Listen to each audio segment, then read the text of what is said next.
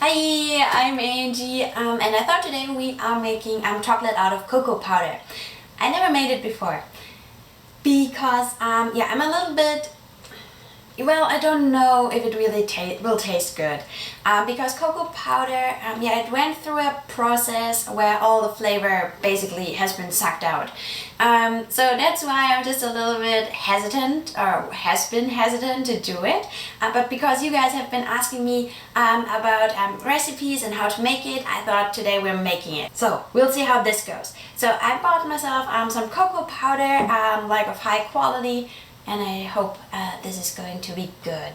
The difference between cocoa nibs and cocoa powder is that all the fat that are in a cocoa bean or cocoa nibs has been removed. So there's no fat left. So when we want to make yeah, chocolate out of cocoa powder, we have to give back the fat. A cocoa bean contains about 50% of fat, and so that's kind of what I want to give back. Of course, you and your recipe, you're totally flexible. Do whatever you want. You can add less fat if you want to add less fat. You can add a different kind of sugar, use a monk fruit sweetener or stevia. That's the beauty of making chocolate from scratch. You can add whatever you want, the ratios you want. So the recipe I'm giving you is just something I would do. The only thing that you want to keep in mind is that you will need about 35 to 40% of cocoa fat. This is necessary to temper your chocolate properly. I mean, if you don't mind that your chocolate isn't tempered, you can also use less. But I will stick to the 35 to 40% in the two recipes I share with you today. So first I want to share with you a recipe for 70% dark chocolate. 70% means that 70% is cocoa solids or cocoa butter, and 30% is something else. So in a dark chocolate bar, in my case, it is sugar. So here's my recipe. I'm using 30% of cocoa powder, 40% of cocoa butter, and 30% of sugar. I've seen people using a coffee grinder for this. I'm using a Vitamix because that's what I have.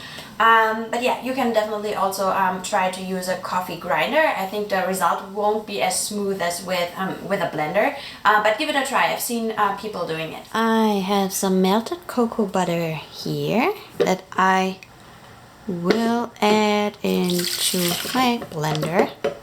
Like I said, I have a Vitamix and it's pretty powerful. And then I'm adding my sugar and mix this until everything is completely dissolved.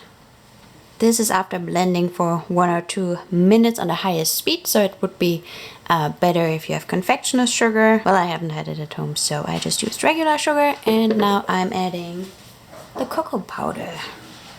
And do the same thing. Mix for a couple of minutes, highest speed. Oof, this is dusty. And yeah, that's it. That's how it looks. Well, it doesn't smell too much like chocolate, but I mean, it looks like chocolate. Let's give this a try. It is not completely smooth, I have to say that, but I think smooth enough.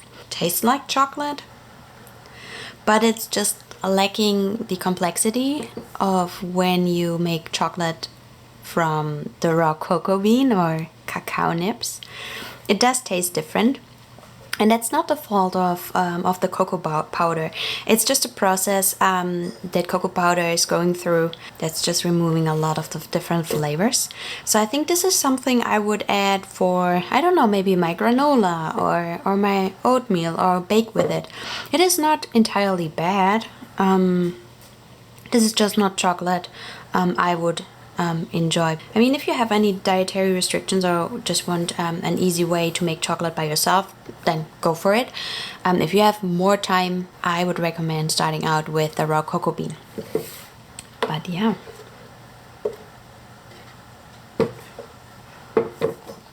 And that's it. Now you have made chocolate out of cocoa powder and cocoa butter and sugar. Yeah, give it a try. Let me know what you think about it.